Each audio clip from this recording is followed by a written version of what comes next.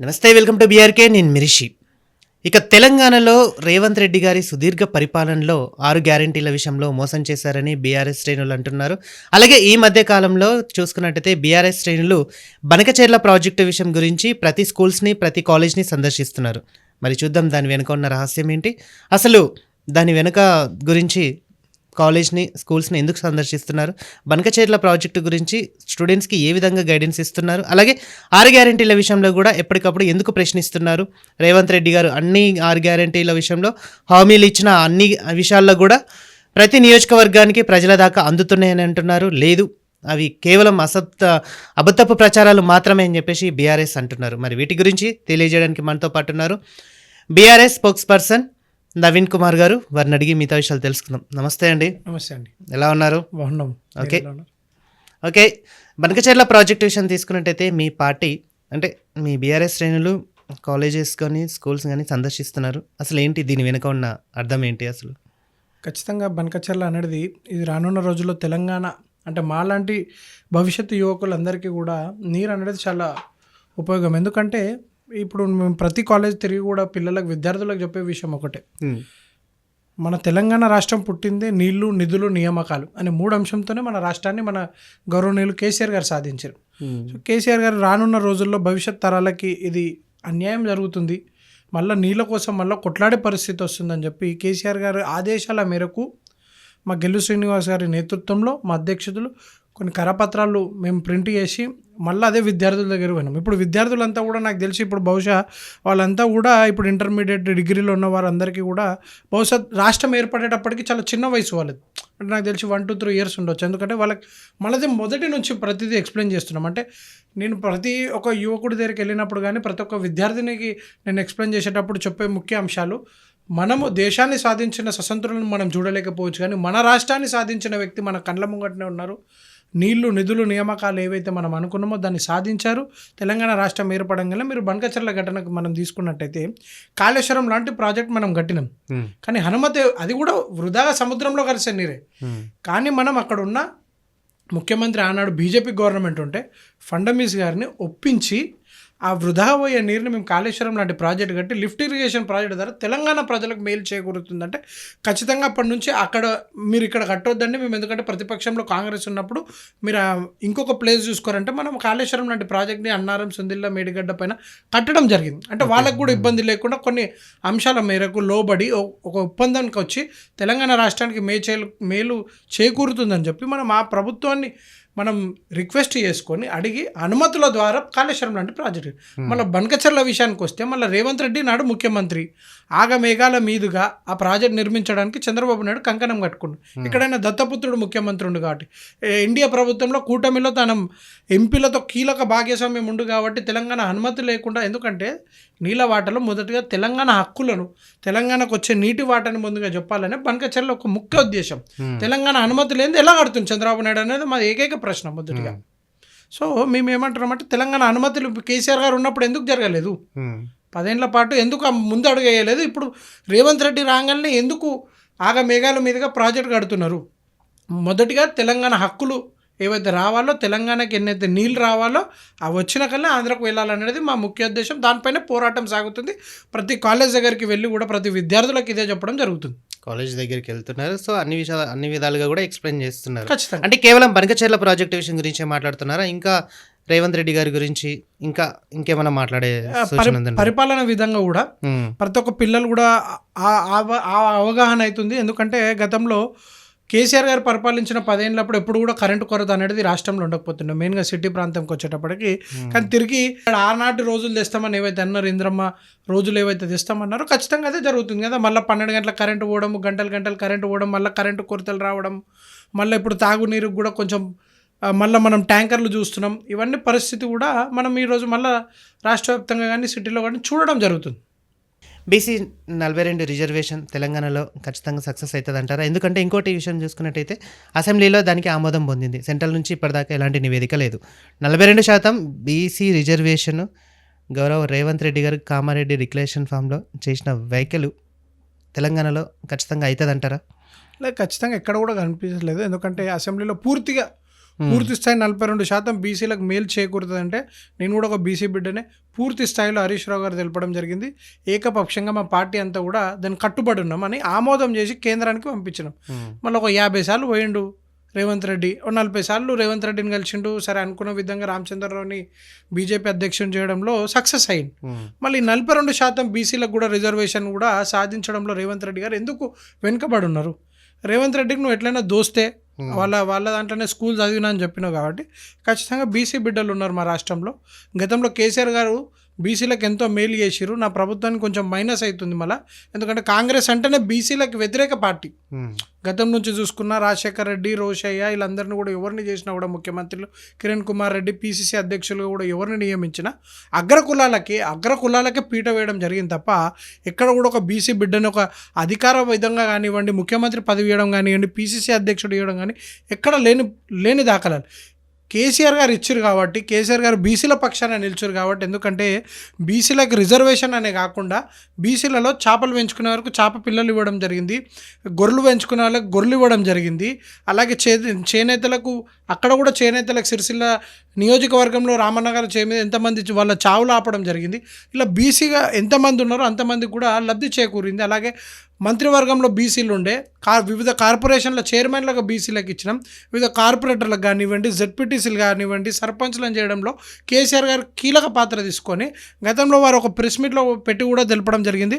మేము బీసీలకు ఒక గెజెట్ తెస్తే అందులో 61% మేము బీసీ బిడ్డలకు ఇస్తాం కార్పొరేటర్ ఎలక్షన్లలో అంటే, అదే ఒక కాంగ్రెస్ సర్పంచ్ సంగారెడ్డికి చెల్లిన ఒక జిల్లా నాయకురాలు ఆమె వెళ్ళి అదే కోట్ల కేసు వేయడం జరిగింది.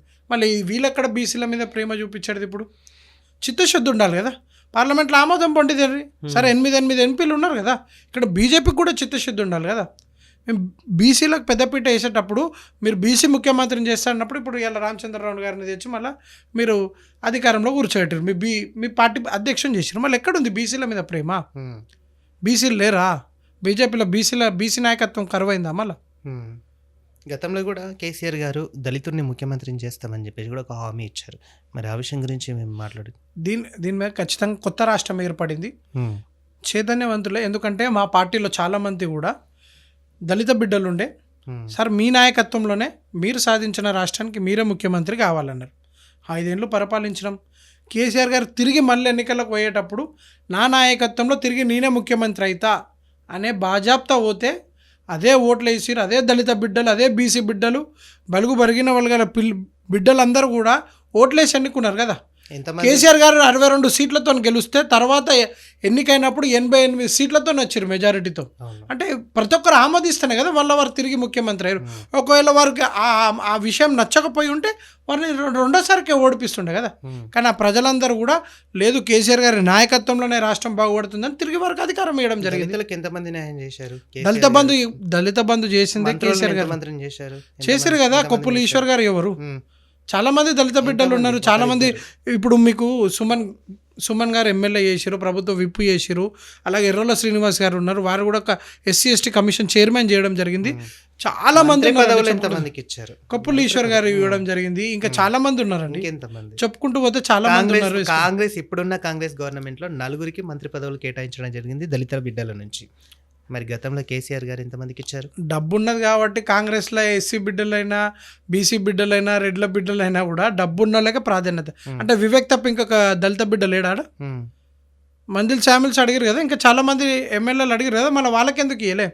ఎందుకు వివేక్న ప్రాధాన్యత తీసుకోరు? ఎందుకంటే కేవలం కాంగ్రెస్కి కావాల్సింది డబ్బుల మూటలు తప్ప ఏదో వాళ్ళ దళిత కాడని వాడి నేను నమ్మేది బిలీవ్ చేసేది ఏంటంటే ఎవరి నాయకత్వం అయితే బలోపేతం ఉంటుందో ఆ నాయకుడు ఎక్కడ అవసరం ఉంటే అక్కడ ఆ నాయకుడిని వాడుకోవాలనేది బీఆర్ఎస్ పార్టీ యొక్క ఉద్దేశం. రైట్. సుదీర్ఘంగా 2 సంవత్సరాలు దానికి వస్తుంది అధికారంలోకి వచ్చి రేవంత్ రెడ్డి గారు 6 గ్యారెంటీల విషయంలో ముందుకొచ్చారు, మెజారిటీతో గెలిచారు. ఇంకోటి ఏంటంటే ప్రతి నియోజకవర్గాన్ని అభివృద్ధి చేయడమే నా లక్ష్యం అని చెప్పేసి ఒక మాట తీసుకొని 6 గ్యారెంటీలు 420 హామీలతో ముందుకొచ్చిన గౌరవ రేవంత్ రెడ్డి గారి పరిపాలన ఎలా ఉందంటారు? ఇలా ప్రజల చెంతకి వెళ్తే అలా పరిపాలన ఎలా ఉందనేది కూడా మనందరికీ తెలిసిన విషయమే. కానీ వారు గెలిచాక కూడా ఒక హామీ ఇచ్చారు అనమాట. ఒక మాట చెప్పడం జరిగింది, గుంపు మేస్త్రిని అదే పని చేస్తుండే. ఎక్కడ పోయినా కేవలం ఒక ఇటుక పెట్టాలి, సిమెంట్ వేసి రావాలి తప్ప దాని పనులు ఎలా సాగుతున్నాయి, అవి అభివృద్ధి జరుగుతున్నాయా? నాకు తెలిసి ముఖ్యమంత్రి గారు గతంలో విఎఫ్ఎక్స్లో కూడా ఏదైనా పని చేసి ఉండొచ్చు.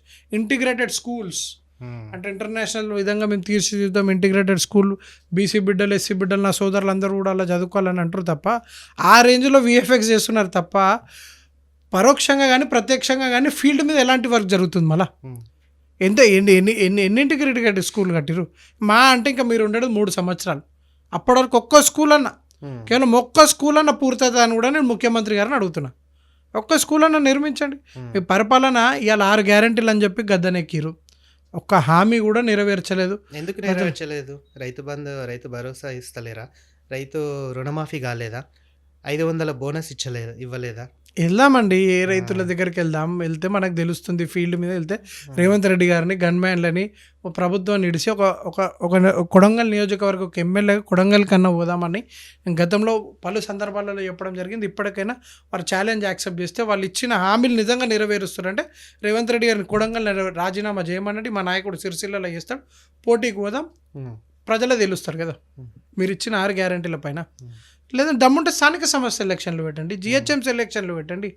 ప్రజలు ఓడించడానికి, ఏ ఎలక్షన్ వచ్చినా ప్రజలు ఓడించడానికి సిద్ధంగా ఉన్నారు. ఎందుకంటే కాంగ్రెస్ మోసం చేసి గద్దెనెక్కింది. మీరు అన్నట్టు రైతు బంధు కేసీఆర్ గారు దేశ చరిత్రలో ఎవరికి రాని ఆలోచన కేసీఆర్ గారికి వచ్చింది. 10,000 రైతన్నకి ఇవ్వాలని అన్నారు, మళ్ళీ ఇలా 15,000 ఇస్తామని ఎక్కిరు. మొదటి సంవత్సరం అయితే ఎగ్గొట్టిరు. ఇప్పుడు సర్పంచ్ ఎలక్షన్లు ఉన్నాయి కాబట్టి ఆ రైతు బంధు అనేది విడుదల చేయడం జరిగింది. ఇది ఎక్కడ న్యాయం? మేము ఎలక్షన్లు అవన్నీ పక్కన పెట్టి కదా రైతాంగం బాగుండాలి, రైతాంగం బాగుండాలి, మహిళలు బాగుండాలి, విద్యార్థులు బాగుండాలని కదా కేసీఆర్ గారు నిరంతరం కష్టపడింది. ఈ రాష్ట్రాన్ని సాధించిందే దానికి కదా. ఇలా నీళ్ళల్లో వెనుకబడ్డాం, నిధులలో వెనుకబడ్డాం, అభివృద్ధిలో వెనుకబడ్డాం. మళ్ళీ ఆనాటి రోజులు వచ్చినాయి, మళ్ళీ ఇందిరమ్మ లాంటి ఎమర్జెన్సీ రాజ్యం వచ్చింది. అలాంటి పరిస్థితులు ఉన్నాయి రోజు రాష్ట్ర వ్యాప్తంగా కూడా. ఓకే, మహిళలను కోటీశ్వరుగా చేయడమే నా బాధ్యత అని చెప్పేసి కూడా రేవంత్ రెడ్డి గారు అన్నారు. ఇంకోటి ఏంటంటే ఫ్రీ బస్ అమలు చేశాము, తర్వాత ఇంకా గ్యాస్ కనెక్షన్, ఇవన్నీ మహాలక్ష్మి పథకం కింద ఇవన్నీ ఇస్తున్నామని చెప్పేసి కూడా అంటున్నారు. దాన్ని ఎలా చూడొచ్చు? ఇవన్నీ చెప్పడం ఉంది తప్ప వాస్తవంగా కూడా ఎక్కడ కూడా ఏ అమలు అవ్వడం లేదు. కేవలం ఫ్రీ బస్ తప్ప. ఫ్రీ బస్ పరిస్థితి కూడా ఎలా ఉందనేది కూడా ఈరోజు మహిళలందరూ కూడా మాకొద్దురా నాయనా ఈ ఫ్రీ బస్ అనే విధంగా కూడా ఉంది. ఈరోజు పరిస్థితులన్నీ రాష్ట్ర వ్యాప్తంగా అలా ఉన్నాయి. 1 కోటి మంది మహిళలను కోటీశ్వరులు కాదు, ఒక్క మహిళనన్నా కోటీశ్వరాలని చేయి నీ హయాంలో. ఇప్పటివరకు వారు అభివృద్ధి చెందే విధంగా ప్రణాళికలు ఎలా ఉన్నాయి? ఏదైనా ప్రణాళిక మీరు రచించిరా? మహిళలను ఏ విధంగా ముందుకు తీసుకెళ్లాలనేది కూడా ఎలాంటిది లేదు. పొద్దున్న లేస్తే కేసీఆర్ గారి పైన అబండాలు వేయాలి, బీఆర్ఎస్ పార్టీని తిట్టాలి, ఎక్కడ సభ పెట్టినా. నువ్వు ఒక ముఖ్యమంత్రివి, నువ్వు ఒక పిల్లల దగ్గర కూర్చుని అదే మాట్లాడుతావు, రేపు రైతుల దగ్గర కూర్చుని అదే మాట్లాడుతావు, నువ్వు ఎక్కడ సభ పెట్టినా అదే మాట్లాడుతావు. నువ్వు ఒక ముఖ్యమంత్రిగా నీ ప్రభుత్వం ఏం చేస్తుంది, భవిష్యత్ ప్రణాళిక ఏంటనే దానిపైన ఉండాలి. సరే ఎలక్షన్లు వచ్చినాయి, రాజకీయ నేతగా రాజకీయం చేయి, కానీ ఒక అభివృద్ధి విషయంకి వచ్చేటప్పుడు నువ్వు ఏదైనా అభివృద్ధికి శంకుస్థాపన ఎన్నిక పోయినప్పుడు కూడా నీ ప్రభుత్వం ఏం చేయాలనుకుంటుంది? ఎందుకంటే అల్టిమేట్గా మేము బిలీవ్ చేసేది ఒకటి ఏంటంటే ఏ ప్రభుత్వం ఉన్నా కూడా ప్రజలకి అల్టిమేట్గా సేవ చేసే విధంగా ఉండాలి, రాష్ట్రం అభివృద్ధి వైపు ఉండాలి. ఎందుకంటే మనం 10 ఏళ్ళ పరిపాలించినప్పుడు కేసీఆర్ గారు, మనం లేటుగా పుట్టినా కూడా మన రాష్ట్రం అన్ని రాష్ట్రాలను ఢీకొని మొదటి రాష్ట్రంగా అంటే భారతదేశానికి కూడా కాంట్రిబ్యూట్ చేయడంలో Telangana is a first state. అభివృద్ధి, జీడిపి పెంచడంలో కానీ ఆర్థిక విషయంలో కానివ్వండి తెలంగాణని అగ్రగామిని నిల్చోబెట్టిన ఘనత మళ్ళీ కేసీఆర్ గారు. ఈరోజు భూతు పురాణాల్లో తెలంగాణ భాగానికి వీళ్ళ పడిపోయిందంటే అది నీ కారణం. అంటే దేశంలో ఇప్పుడు ఎక్కడ లేని అరాచకం అంతా కూడా మళ్ళీ ఈరోజు బీఆర్ఎస్ నాయకులపైన అక్రమ అరెస్టులు, వాళ్ళపైన దాడి, వాళ్ళ కుటుంబ సభ్యులపైన హింస.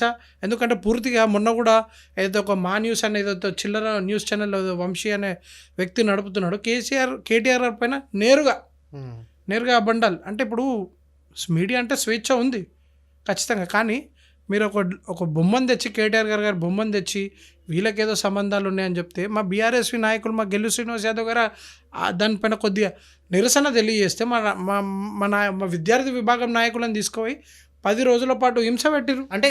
అంటే మీరు ఛానల్ మీద మీరు రాళ్ళ దాడి చేయలేదా?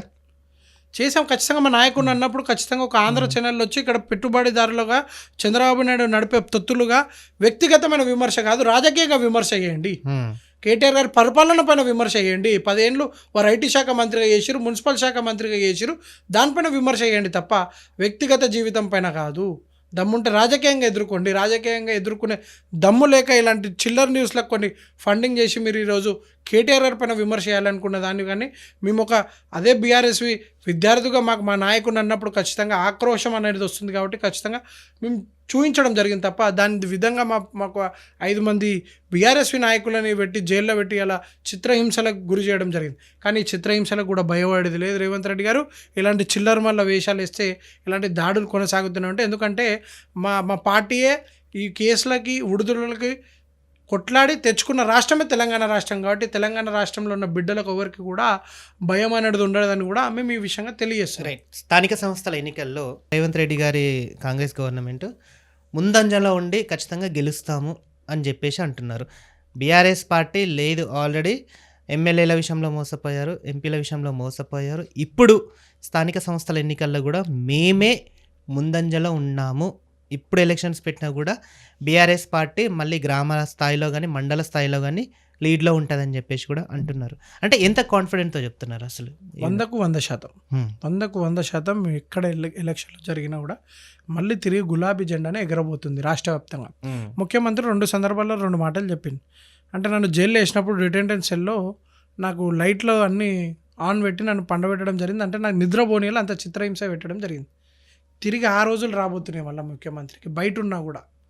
ముఖ్యమంత్రికి రేపు రానున్న స్థానిక సంస్థ ఎలక్షన్లో వచ్చే రిజల్ట్ బట్టి ముఖ్యమంత్రికి నిద్ర ఉండదు. ఇక్కడికే 3 సంవత్సరాలు కంటి మీద కునుకుండదు.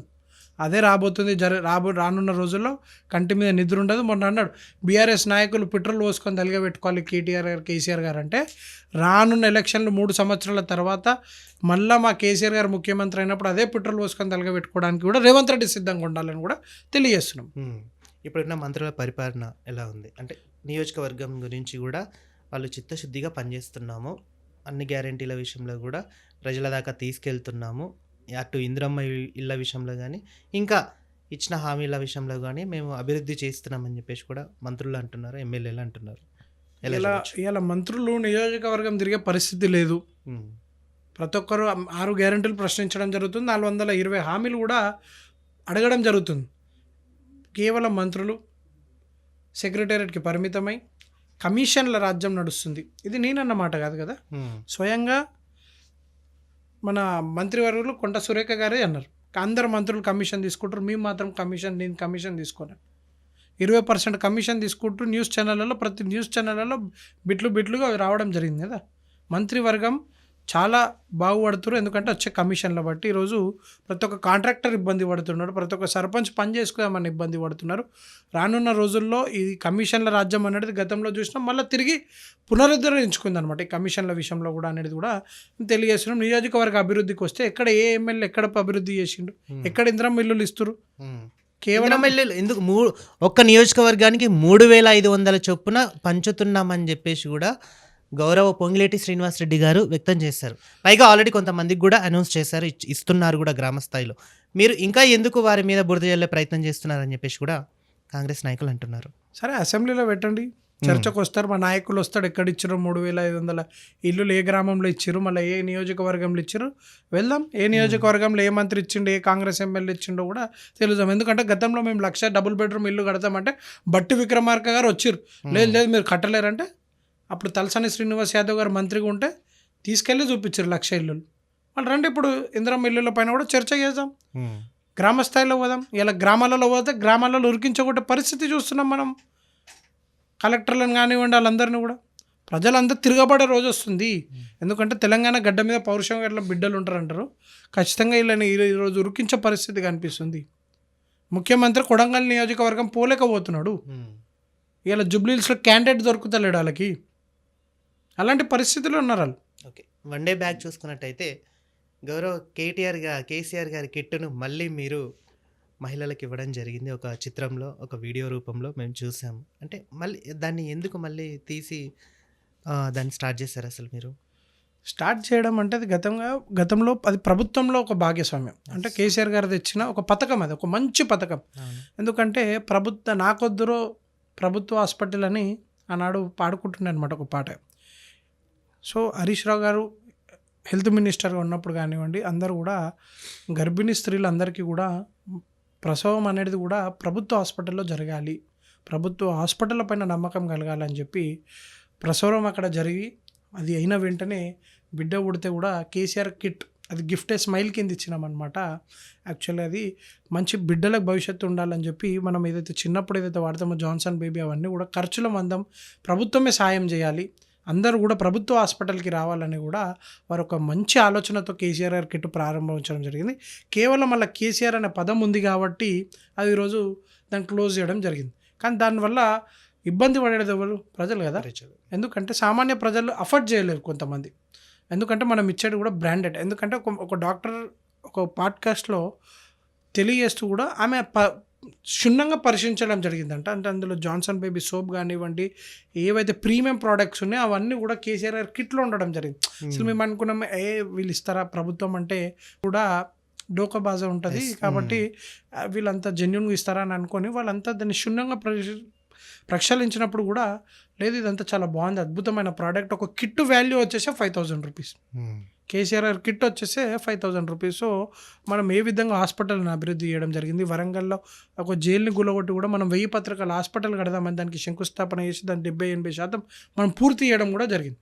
ఇలాంటి అన్ని మంచి కార్యక్రమాలు తీసుకుందే కేసీఆర్ గారు. దాంట్లో అన్నీ కూడా మనం గిఫ్ట్ స్మైల్ కింద కేసీఆర్ గారి కిట్ని కూడా అందరు పేద ప్రజలకు అందాలని కూడా తీసుకున్నారు. సో దీన్ని కాంగ్రెస్ ప్రభుత్వం క్లోజ్ చేసింది కాబట్టి మళ్ళీ తిరిగి ఈరోజు మా కేటీఆర్ గారి బర్త్డే సందర్భంగా ఇదంతా కూడా మళ్ళీ ఒకసారి మనం దాన్ని కేసీఆర్ గారి కిట్ని పంచాలని చెప్పి కూడా, ఎందుకంటే కాంగ్రెస్ ప్రభుత్వానికి బుద్ధి రావాలి, రేవంత్ రెడ్డికి బుద్ధి రావాలి.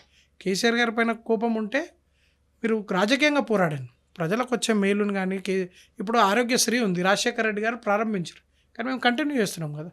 కాంగ్రెస్ నాయకుడు అయినప్పటికీ కూడా మేము, ఎందుకంటే ఏ నాయకుడు ఏ ముఖ్యమంత్రి వచ్చి ఒక మంచి పథకాన్ని తెచ్చినా కూడా దాన్ని మనం కంటిన్యూ చేయాలి.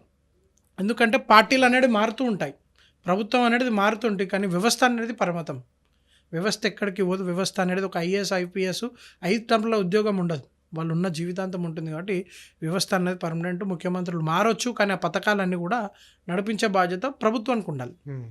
నెక్స్ట్ అంటే తెలంగాణలో కమింగ్ సూన్ ఒకవేళ ఎలక్షన్స్ వస్తే బీఆర్ఎస్ పార్టీ అధిక సంఖ్యలో మళ్ళీ విన్ అవుతుందని చెప్పేసి కూడా వింటున్నాం. అంటే నెక్స్ట్ రోల్ ఎలా ఉండబోతుంది? ఒకవేళ ఖచ్చితంగా మళ్ళీ కేసీఆర్ గారు తిరిగి రాష్ట్రానికి ముఖ్యమంత్రి అవుతాడు, అలా ఎవరికైతే డౌట్ లేదు. 100% షూర్. మన నాయకుడు రాష్ట్రాన్ని సాధించిన వ్యక్తి కదా, అలాంటి వ్యక్తి గౌరవప్రదంగా మళ్ళీ తిరిగి ముఖ్యమంత్రి అవుతారు. రాష్ట్రాన్ని సాధించిన వ్యక్తి కేవలం ఒక కేసీఆర్ కాదు, విద్యార్థులు వీళ్ళందరూ ఉన్నారు. ప్రజల చైతన్యం వల్లనే తెలంగాణ రాష్ట్రం సాధించుకున్నామని చెప్పేసి కూడా అంటున్నారు. అంటే ఇచ్చినది సోనియమ్మకు రుణపడి ఉండాలి అని చెప్పేసి కూడా అంటున్నారు. దాన్ని ఎలా చూడొచ్చు? సోనియమ్మ ఇచ్చిందంటే ఇప్పుడు బ్రిటిష్ వాడు స్వతంత్రం ఇచ్చిండా? మళ్ళీ బ్రిటిష్ వాడు స్వతంత్రం ఇచ్చిండా లేదా దేశ పౌరులంతా పోరాడిరా? వాళ్ళు ఎందుకు కాంగ్రెస్ గవర్నమెంట్ ఎప్పుడు కూడా ఒక జవహర్లాల్ నెహ్రూని లేకపోతే మన మహాత్మా గాంధీని ఎలివేషన్ చేస్తారు? చాలామంది పోరాడారు కదా. నేను అందరికీ చెప్తా ఈ విషయం వచ్చేటప్పటికి. ఇప్పుడు 2011లో వరల్డ్ కప్ జరిగింది. సరే అందరూ ఆడుండొచ్చు, జట్టు వారుగా 10 మంది 11 మంది ప్లేయర్లు ఆడితేనే మనకు వరల్డ్ కప్ వచ్చింది, టీం అంతా సహకరిస్తేనే. టీంతో పాటు ఫీల్డ్లో ఉండి క్యాప్టెన్సీ చేయడమే ఇంపార్టెంట్ కదా. క్యాప్టెన్గా నిర్వహించడమే బాధ్యతలు కదా. క్యాప్టెన్ అని మనం ఎందుకు ఎంచుకుంటాం అంటే లక్ష్యాన్ని సాధించాలి, వరల్డ్ కప్ అనే లక్ష్యాన్ని సాధించాలి. కావాలి ధోని లాంటి ఒక ప్లేయర్ని మనం క్యాప్టెన్గా ఎన్నుకున్నాం. ఇక్కడ కూడా తెలంగాణ రాష్ట్రానికి సాధించేటప్పుడు మనకు క్యాప్టెన్ కావాలి, అంటే మనకు రథసారథి కావాలి. తెలంగాణకి కేసీఆర్ గారిని ఎంచుకున్నాం. వారి నేతృత్వంలో ఖచ్చితంగా తెలంగాణ రాష్ట్రం జరిగింది. కష్టపడ్డారు వచ్చు, కానీ ఎత్తుకి పై ఎత్తేయడం కూడా ఇంపార్టెంట్. ఏ రాజకీయంతో మనం పొత్తు పెట్టుకోవాలి.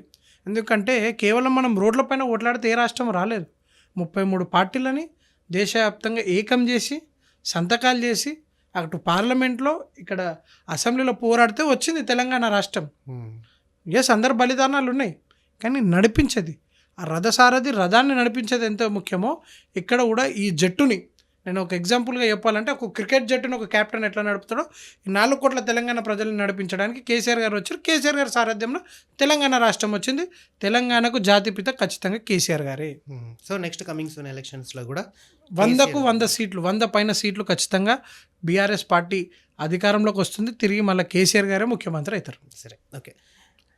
అమరుల విషయంలో తీసుకున్నట్టయితే గౌరవ్ కేసీఆర్ గారు అమరులకు ఏం చేయలేదు అంటే కన్నతల్లి ఆవేదన కూడా పట్టించుకోలేని దుస్థితి చూసామని చెప్పేసి కూడా అంటున్నారు. ఇంకోటేందంటే అమరులకు 400 చదరపు ఆహ్, గజాలను అంటే ఇళ్లను శాంక్షన్ చేయడం అనేది మేము మా గవర్నమెంట్‌లో చేస్తామని చెప్పేసి అందులో ఇచ్చిన 6 గ్యారంటీల హామీలలో కూడా ఒకటుంది. దాన్నెలా చూడొచ్చు? ఇప్పుడు కాంగ్రెస్ కూడా అమరవీరులకి మేము సాయం చేస్తాము, లేకపోతే పెద్దపీట ఇస్తామంటే ఖచ్చితంగా మొదటిసారి మనం కేసీఆర్ గారు అధికారంలో రాగానే మనకొచ్చేటప్పటికి ముఖ్య ఉద్దేశాలతో పుట్టింది ముందు తెలంగాణ. నీళ్లు, నిధులు, నియామకాలు. సో, దానికి అనుకూలంగా మనం పనిచేయడం జరిగింది. నీళ్ళు ఎలా తెచ్చుకోవాలి, కాళేశ్వరం లాంటి ప్రాజెక్టు, నిధులు, ఐటీ సెక్టార్ని డెవలప్ చేయడం జరిగింది. నియామకాలు, గవర్నమెంట్ ఉద్యోగాలలో మనం ఎంతమందికి భర్తీ చేసినాం అనేది కూడా తెలుసు, ప్రైవేట్ రంగంలో. సో, ఫోకస్డ్ అంతా ఫస్ట్ అది. ఫస్ట్ రాష్ట్రాన్ని అభివృద్ధి చేసుకుంటే కదా మనకి ఇన్కమ్ సోర్స్ ఉంటాయి కదా ఇవ్వడానికి. ఇన్కమ్ సోర్సే లేకపోతే ఇలా పక్క రాష్ట్రం ఆంధ్రప్రదేశ్ చూస్తున్నాం, కొంచెం నిధుల కొరత ఉంది. సరే, ఢిల్లీతో వాళ్ళకి సఖ్యమే ఉంది కాబట్టి పోలవరం లాంటి ప్రాజెక్ట్ని పోలవరం లాంటి ప్రాజెక్ట్ ఇప్పటికీ పూర్తి కాదు. ఆనాడు చంద్రబాబు నాయుడు, మళ్ళీ తిరిగి చంద్రబాబు నాయుడు ముఖ్యమంత్రి అయినా పోలవరం ప్రాజెక్టు పూర్తి కాదు. కానీ దాని జాతీయ హోదాలు వస్తాయి, ఆ పని పూర్తిగా దాని మీద ఎంత కమిషన్ తీసుకున్నా ఎవడు మాట్లాడు. కానీ కాళేశ్వరం లాంటి ప్రాజెక్టు కేవలం 4.5 సంవత్సరాలు 5 సంవత్సరాల్లో పూర్తి చేస్తే దాంట్లో ఏదో అవినీతి జరిగిపోయింది, అందులో ఏదో 1,00,000 కోట్ల ప్రాజెక్టే కాదైతే 1,00,000 కోట్లు తిన్నారు. ఇలాంటి అబంటాలు వేసారు. సో, మనం ఏమనుకున్నామంటే రాష్ట్రం అభివృద్ధి అయితే మనకి డెవలప్మెంట్ అనేది జరిగితే ఇన్కమ్ సోర్స్ అనేది వస్తే ఖచ్చితంగా అమరులకు కానీ, ఎందుకంటే ఒక్క కుటుంబమో 2 కుటుంబాలు లేరు కదా, వేలాది మంది కొట్లాడారు కదా తెలంగాణకు. అందరికీ న్యాయం చేకూరాలనే కదా ఇప్పుడు రైతాంగానికి మనం మేలు చేసుకున్నాం. ఒకవైపు అభివృద్ధి, ఇటువైపు సంక్షేమం, 2 బ్యాలెన్స్ చేసినాం. కేసీఆర్ గారిని ఎవరు అడిగారండి? రైతు బంధు ఇవ్వమని, కళ్యాణ లక్ష్మి ఇవ్వమని, షాదీ ముబారక్ ఇవ్వమని, కేసీఆర్ కిట్ ఇవ్వమని, ఆరోగ్యశ్రీని పెంచమని ఎవరు అడగలేదు కదా, స్వయంగా వాళ్ళు తీసుకున్నారు కదా. ఏ ఎలక్షన్లో ముందు పుట్టినే కాదు కదా ఇవన్నీ పథకాలు కూడా. తెలంగాణ తెచ్చుకున్నాం, తెలంగాణ ప్రజలకు ఖచ్చితంగా 100కు 100% ఈ పథకాలు అనేవి అందాలి, వెల్ఫేర్ స్కీమ్లు అందాలి, రేషన్ కార్డులు ఇవ్వడం జరిగింది, రైతు వేదికలు కట్టినాం కదా. రైతుకైతే ఎక్కడ కూడా ఇబ్బంది కలిగనియలేం కదా. ఇలాంటి పథకాలన్నీ రచించింది కేసీఆర్ గారు కదా. సో, అందుకనే మళ్ళీ వచ్చే ఎలక్షన్స్లో కూడా కేసీఆర్ గారు ముందంజలో ఉన్నారు. ఖచ్చితంగా 100కు 100% తిరిగి 100 సీట్ల పైగా అధికంగా సాధించి గౌరవప్రదంగా మళ్ళీ ఈ రాష్ట్రానికి కేసీఆర్ గారి లాంటి నాయకత్వం అవసరం ఉంది కాబట్టి తిరిగి కేసీఆర్ గారే ముఖ్యమంత్రి అవుతారు. తెలంగాణ ప్రజలు అంటే కేసీఆర్ బాపుని అంటే ఒక పెద్ద తండ్రిని కోల్పోయాము ఈ 5 సంవత్సరాలు అసలు అని చెప్పేసి కూడా బాధపడుతున్నారు. ఇంకోటి ఆ టైంలో దొర అని ఒక సందర్భంలో అంటే ఈ టైంలో ఒక కళ్యాణ లక్ష్మి ఇచ్చి ఒక మేనమామ అయ్యిండు. తర్వాత ఒక కేసీఆర్ కిట్ ఇచ్చి ఆడబిడ్డలకు ఒక అన్న అయ్యిండు. తర్వాత తెలంగాణ రాష్ట్రానికి ఒక పెద్ద తండ్రిలా ఉన్నారు అని చెప్పేసి కూడా అంటున్నారు. అంటే దాన్ని ఎలా చూడొచ్చు అసలు? ఖచ్చితంగా మనము కేసీఆర్ గారి జీవితాన్ని చూస్తే కొంచెం మనకు మన శ్రీరామచంద్రుల వారి జీవితం ఎలాగో నాకు కేసీఆర్ గారు కూడా అలానే కనిపిస్తుంది. సరే, వీరు అల్పేలుగానే పోరాటాలు సుదీర్ఘంగా 14 సంవత్సరాలు రాష్ట్రానికి చేస్తే 10 ఏళ్ల పాటు ప్రజలకు మంచి పాలన అందించారు. అయితే సరే, దొర అన్నారు, రాజు అనొచ్చు, ఏదైనా అనొచ్చు. ఇప్పుడు కాంగ్రెస్ పార్టీ కానీ బీజేపీ విమర్శ చేస్తే ఇప్పుడు కనిపారంటే రాజు కూడా రాజ్యంలోనే ఉంటుండే, కానీ ప్రజలంతా సస్యశ్యామలంగా ఉండాలని కోరుకుంటుండే. సో, మా రాముడు కూడా ఎలాంటి రాముడు అంటే తెలంగాణ ప్రజలంతా కూడా నాకు ఒక తల్లి, ఒక తండ్రి, నాకు ఒక సోదరుడు, నాకు ఒక అక్క, ఒక చెల్లెలా భావిస్తారు. సో, అటు రామాయణంలో చూసుకున్నా కూడా రాముడిని పంపించింది కన్న తండ్రి 14 సంవత్సరాల వనవాసానికి. ఇక్కడ కూడా ప్రజలు ఒక 5 సంవత్సరాలు మా కేసీఆర్ గారిని వనవాసాన్ని పంపించారేమో. సరే, ఒక 14 సంవత్సరాలు మళ్ళా తిరిగి అదే ప్రజలు నాకు తెలిసి రానున్న రోజుల్లో రావణ సంహారానికి ఎలా అయితే వానర సేన ఎలా అయితే కదిలిందో ఇప్పుడు రానున్న రోజుల్లో భవిష్యత్తులో కూడా బీఆర్ఎస్ నాయకులు కానీ అలాగే రాష్ట్ర ప్రజలంతా కూడా వాళ్ళ అస్త్రాలన్నీ కూడా వాళ్ళ బాణాలే రేపు ఓట్ల విధంగా అదే బ్యాలెట్లో పడి మళ్ళీ అదే రాజుని వనవాసాన్ని వీడి మళ్ళీ రానున్న ఈ 3 సంవత్సరాల తర్వాత మళ్ళీ ఇదే తెలంగాణ అనే రాజ్యానికి వారికి ఖచ్చితంగా 100కు 100% పట్టాభిషేకం జరుగుతుంది. తిరిగి మళ్ళీ వారు ముఖ్యమంత్రి అవుతారు. అక్కడ ఎక్కడైతే శ్రీరామచంద్రుడు అయోధ్యలో రాముడిగా పట్టాభిషేకం జరిగిందో ఇక్కడ తిరిగి మళ్ళీ కేసీఆర్ గారికి కూడా తిరిగి పట్టాభిషేకం జరుగుతుందని కూడా మేము భావిస్తున్నాం. ఓకే, మీరు ఇంత కష్టపడుతున్నారు అంటే ఒక బీఆర్ఎస్ నాయకులు, ఇంకొకటి బీఆర్ఎస్ విద్యార్థి విభాగంలో మీరున్నారు. ఓకే, గతంలో కానీ ఇప్పుడు కానీ ఇప్పటికీ రన్ అవుతున్న ఒక స్పోర్ట్స్ పర్సన్గా విద్యార్థుల విషయానికి వస్తే కూడా సీఎం రేవంత్ రెడ్డి గారు స్కాలర్షిప్ల విషయంలో కానీ తర్వాత గురుకుల విషయంలో కానీ అభివృద్ధి చేశాము అని చెప్పేసి కూడా అంటున్నారు. అంటే విద్యార్థులు అన్ని విధాలుగా కూడా వాళ్ళకి న్యాయం చేస్తున్నామని చెప్పేసి అంటున్నారు. గత ప్రభుత్వంలో విద్యార్థులను పట్టించుకోలేని దుస్థితి కూడా చూసామని చెప్పేసి కూడా కాంగ్రెస్ నాయకులు అంటున్నారు. దానికి మీరేమంటారు అసలు? నాకు తెలిసి దేశ చరిత్రలో యువకులను మోసం చేసినంత, రేవంత్ రెడ్డి మోసం చేసినంతగా యువకులని ఏ ముఖ్యమంత్రి చేయకపోవచ్చు బహుశా. హ్మ్. మహిళలకు స్కూటీ ఇస్తున్నారు, స్కూటీ లేదు. ల్యాప్టాప్లు ఇస్తామన్నారు మహిళలకు అది కూడా లేదు. ఫీ రియంబర్స్మెంట్ అన్నారు, అది లేదు. విదేశాలకు చదువుకోవడానికి వెళ్తే దాని మీద డబ్బులు ఖర్చు పెడతామన్నారు ప్రభుత్వం, దాని మీద లేదు. రాహుల్ గాంధీ వచ్చి అశోక్ నగర్ చౌరస్తాలో కూర్చొని సంవత్సరానికి 2 లక్షల ఉద్యోగాలు ఇస్తామన్నారు, దాన్ని మోసం చేయడం జరిగింది. అసలు విద్యార్థులను మోసం చేసినంత ఈ కాంగ్రెస్ ప్రభుత్వం ఇంకా ఎవరిని మోసం చేయలేదు. విద్యారంగాన్ని మోసం చేసినట్టు ఈరోజు ముఖ్యమంత్రి దగ్గర సొంతంగా ఆయన దగ్గరనే ఎడ్యుకేషన్ మినిస్ట్రీ ఉంది. విద్యాశాఖ మంత్రి తన దగ్గర ఉండి కూడా ఇప్పటివరకు విద్యార్థులకి ఎన్నిసార్లు రివ్యూ చేసిండు విద్యాశాఖ పైన ముఖ్యమంత్రి? చర్చ పెట్టమనండి. విద్యార్థుల పక్షాన ఎన్నిసార్లు చర్చ పెట్టిరు? అదే విద్యార్థులు గతంలో ఉస్మానియా యూనివర్సిటీ నుంచి కథం దొక్కి కదిలిన సందర్భము జై తెలంగాణ అనే నినాదంతో రాష్ట్రాన్ని, ప్రత్యేక రాష్ట్రాన్ని తెచ్చుకున్నాము. నీళ్లు, నిధులు, నియామకాల దృష్టితో అంటే కేసీఆర్ గారు ముందుకొచ్చారు. నియామకాలు అనేటివి ఎక్కడ జరగలేదు కాబట్టి కేసీఆర్ గారిని ఓడించారు విద్యార్థులు అని చెప్పేసి కూడా అంటున్నారు. విద్యార్థులలో తెలియని ఒక విషయాన్ని నింపారు. అంటే కొట్లాడి తెచ్చుకున్న తెలంగాణ పదవులు కావాలి, కొంతమంది పార్టీలో పదవులు కావాలనుకున్న వాళ్ళు చాలామంది. సో పార్టీల పదవులలో కూడా ఇప్పుడు గాదర్ కిషోర్ గారు విద్యార్థి విభాగం నుంచి వచ్చారు, బాల్కా సుమన్ గారు విద్యార్థి విభాగం నుంచి వచ్చారు, గెల్లు శ్రీనివాస్ యాదవ్ గారు విద్యార్థి విభాగం నుంచి వచ్చారు, మా బీసీ చైర్మన్గా చేసిన వాళ్ళు కానీ తుంగబాలు గారు కానివ్వండి, వీళ్ళందరూ కూడా విద్యార్థి విభాగం నుంచి వచ్చారు. విద్యార్థులకు ఎంత న్యాయం చేయాలి? కేసీఆర్ గారు ఎప్పుడు కూడా యువతని ప్రోత్సహిస్తారు. గతంలో వారు ముఖ్యమంత్రి ఉన్నప్పుడు కూడా పలు సందర్భాలలో చెప్పారు, రేపటి భవిష్యత్తు మీది, నేను ఏమైనా 1000 సంవత్సరాలు బతికేట్టున్నా, మీకోసం ఆలోచిస్తున్నా కాబట్టి భవిష్యత్తు మొత్తం కూడా విద్యార్థులదని చెప్పి విద్యార్థులకు పెట్టపీట చేయడం జరిగింది. వాళ్ళకి వివిధ రకాల ఎమ్మెల్యేలను చేయడం జరిగింది. ఒక్క పార్టీలో ఎన్ని పదవులు ఉంటాయండి? తిప్పి కొడితే 1000 పదవులు ఉంటాయి. ఎమ్మెల్యేలు, ఎంపీలు, ఎమ్మెల్సీలు, జెడ్పీటీసీలు, కార్పొరేషన్లు అన్నీ కలుపుకున్న 1000 లోపు పదవులు ఉంటాయి. మనం లక్షలాది మంది పోరాడినాం కదా. అట్ ద టైమ్ సేమ్ ఎవరిని మనం సాటిస్ఫాక్షన్ చేయలేం, కానీ వివిధ రకాలుగా. ఎందుకంటే ఆనాడు ఇప్పుడు స్వతంత్రానికి కూడా పోరాడిన వాళ్ళంతా కూడా దేశానికి స్వతంత్రం రావాలనుకున్నారు కదా, వ్యక్తిగత ప్రయోజనాలు కాదు కదా. ఇక్కడ వ్యక్తిగత ప్రయోజనాలు ఉన్నవారికి ప్రాధాన్యత ఉండదు మా పార్టీలో. పార్టీ అనేది పుట్టిందే రాష్ట్ర సాధన కోసం. దాని తర్వాత ప్రజల అధికారం ఇచ్చారు, మ్యాండేటరీ ఇచ్చారు, 2 సార్లు అధికారం ఖచ్చితంగా పరిపాలించడం. పక్కన పెడితే ఎప్పుడు కూడా రాష్ట్ర ప్రయోజనాల కోసం మాకేదో పదవి రావాలి, మేమేదో ముఖ్యమంత్రులు కావాలని కూడా మా నాయకత్వానికి ఎప్పుడు ఉండదు. అనునిత్యం కేవలం ప్రజల కోసమే పోరాడాలి, ప్రజాక్షేత్రంలో ఉండాలనేదే మా ఏకైక ఎజెండా. సో రేవంత్ రెడ్డి గారు విద్యార్థులను కూడా మోసం చేశారని చెప్పి మీ అభిప్రాయం? ఖచ్చితంగా. రాహుల్ గాంధీ వచ్చింది కదా, డిక్లరేషన్ పెట్టారు కదా, యూత్ డిక్లరేషన్ ఏది? ఇప్పుడు ఏరి ఢిల్లీ సెలబ్రిటీలు అని నేను ప్రశ్నిస్తున్నా రేవంత్ రెడ్డి గారిని. మళ్ళీ ఇప్పుడు ఎందుకు రాదు సోనియా గాంధీ, ఇప్పుడు ఎందుకు రాదు రాహుల్ గాంధీ, ఇప్పుడు ఎందుకు రాదు ప్రియాంక గాంధీ? ఇప్పుడు రమ్మన్నాడు అదే అశోక్ నగర్ చౌరస్తాకి, బట్టలు ఇప్పి కొట్టే పరిస్థితిలో ఉన్నారు ఈరోజు విద్యార్థులంతా కూడా. అంటే బీఆర్ఎస్ పార్టీలో ప్రత్యేక తెలంగాణ రాష్ట్రాన్ని సాధించుకున్న ఒక బీఆర్ఎస్ పార్టీలో ఉంటూ కార్యకర్తలు ఇలాంటి భాషా విధానం మాట్లాడడం ఎంతవరకు కరెక్ట్?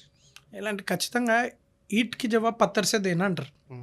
అక్కడ నుంచి ఎలాంటి విమర్శలు వస్తాయి, ఇక్కడ నుంచి కూడా అలాంటి ధీటుగా విమర్శలు వస్తాయి. సంస్కారం నేర్పించింది మీరు అని చెప్పేసి కూడా కాంగ్రెస్ నాయకులు అంటున్నారు. అంటే గౌరవ ముఖ్యమంత్రి, మాజీ ముఖ్యమంత్రి కేసీఆర్ గారు ఏ భాషా పదజాలాన్ని వాడారో ఇప్పుడు రేవంత్ రెడ్డి గారు కూడా అదే భాషను మాట్లాడుతున్నారని చెప్పేసి కూడా అంటున్నారు. సరే, నేను ముఖ్యమంత్రి గారికి ఒక ఛాలెంజ్ ఇస్తున్నాను.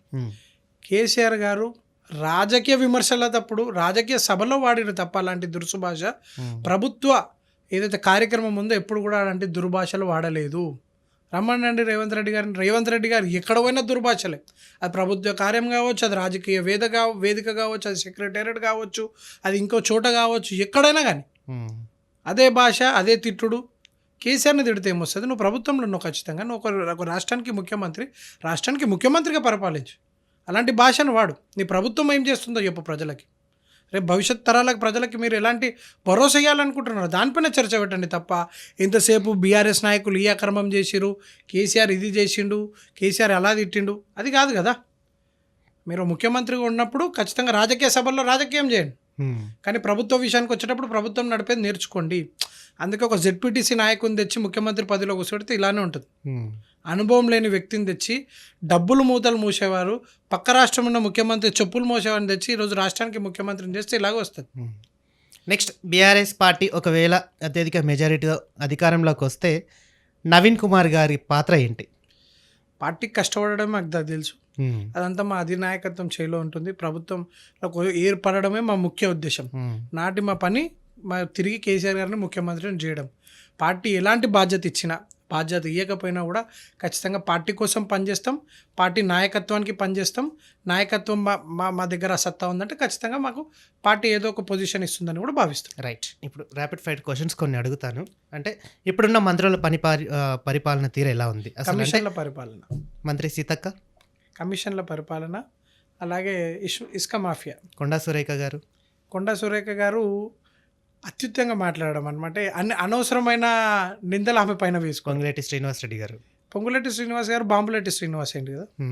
పొన్నం ప్రభాకర్ అన్న డ్యాన్సులు బాగా చేస్తుండు బోనాలల్లో. దానిపైన కూడా పెద్ద కాంట్రవర్సీ ఉంది. ఐటీ మినిస్టర్ దుద్దిల శ్రీధర్ గారు అసలు ఆయన దగ్గర ఐటీ శాఖ మంత్రి ఉందని కూడా మేము భావించడం లేదు. ఎందుకంటే ఇప్పటివరకు ఎన్ని కంపెనీలు వచ్చినా కూడా లేదు. సరే, కొంచెం సౌమ్యుడు ఉన్న కాంగ్రెస్ పార్టీలో కొంచెం సౌమ్యుడు అని కూడా నేను భావిస్తాను శ్రీధర్ బాబు. ఓకే.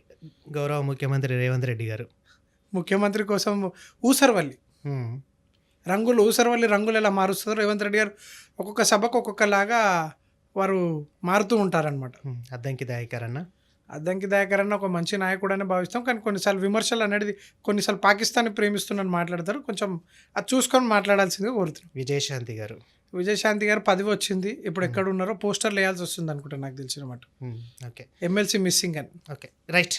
అంటే ఇన్ని విధాలుగా కూడా చెప్తున్నారు. మీరు ఒక బీఆర్ఎస్ పార్టీ నాయకులుగా, ఒక సీనియర్ నాయకులుగా ప్రభుత్వానికి మీరు ఏం డిమాండ్ చేయదలుచుకున్నారు? ప్రభుత్వానికి మీరు ఏం చెప్పదలుచుకున్నారు? ఇప్పటికైనా ప్రభుత్వానికి మంచి బాధ్యత వచ్చింది, ప్రజలు మ్యాండేటరీ ఇచ్చారు కాబట్టి ఈ 3 సంవత్సరాలన్నా కనీసం ఈ 3 సంవత్సరాలన్నా ప్రజల ఆమోదం పొందే విధంగా పరిపాలిస్తే ఖచ్చితంగా నాకు తెలిసి డిపాజిట్లు అన్నీ వస్తాయి. ఒక 5-6 సీట్లతోనన్నా మీరు అసెంబ్లీలో ఉంటారు. ఖచ్చితంగా ఉండాలి కూడా. ఒక 5-6 సీట్లతోనే ప్రతిపక్షంగా మీరు ఖచ్చితంగా ఉండాలి. దాని విధంగా మీరు పనులు చేస్తే కొద్దిగా ఇచ్చిన 6 గ్యారెంటీలు అమలు చేయండి. ప్రజలకు ఏదైతే హామీలు ఇచ్చి మోసం చేసారో 420 హామీలతో పాటు 6 గ్యారెంటీలు. ఎందుకంటే బట్టి విక్రమార్క గారు కొంచెం బాండ్ పేపర్ల మీద సంతకం పెట్టి మరి గట్టిగా చెప్పి మేము ఇవి అమలు చేస్తామని. న్యాయం చేయండి ప్రజలకి. ఎందుకంటే ప్రజలు మ్యాండేటరీ ఇచ్చారు కాబట్టి ప్రజల పక్షాన ఉండాలి. ఏ ప్రభుత్వమైనా, అది బీజేపీయా, బీఆర్ఎస్ఆ, కాంగ్రెసా, ఇంకే పార్టీ అయినా కానివ్వండి, ప్రజలు మ్యాండేటరీ ఇచ్చినప్పుడు ప్రజా అనుకూలంగా పాలన అందించాలి. Okay, thank you so much sir. మీ అమూల్యమైన సందేశాన్ని మాకు ఇచ్చారు. సో మీ అమూల్యమైన సమయాన్ని కూడా మాకు కేటాయించినందుకు మా ఛానల్ తరపు నుంచి మీకు ప్రత్యేకంగా ధన్యవాదాలు చెప్తున్నాం. ఓకే, చూసారు కదా, తెలంగాణలో next coming soon BRS party అత్యధిక లీడులో ఉంటుంది. మాజీ ముఖ్యమంత్రి కేసీఆర్ గారే అధికారంలోకి వస్తారని చెప్పేసి కూడా బీఆర్ఎస్ పార్టీ సీనియర్ నాయకులు నవీన్ కుమార్ గారు అంటున్నారు. చూద్దాం మరి ఎలా జరుగుతుందో. 6 గ్యారెంటీల విషయంలో కూడా అన్ని అసత్య ప్రచారాలు, కేవలము 420 హామీలు ఆయన నెంబర్కు తగ్గట్టే పెట్టుకున్నారని చెప్పేసి కూడా నవీన్ కుమార్ గారు అంటున్నారు. చూద్దాం రేవంత్ రెడ్డి గారు ఇంకా ఈ 6 గ్యారెంటీల విషయంలో కూడా ముందుకు వెళ్తున్నారని అంటున్నారు. లేదు, ఇవి ఇక్కడితో అయిపోతున్నాయి అని చెప్పేసి కూడా నవీన్ కుమార్ గారు అంటున్నారు. చూద్దాం. అప్పటి వరకు చూస్తూనే ఉండండి బీఆర్కే న్యూస్.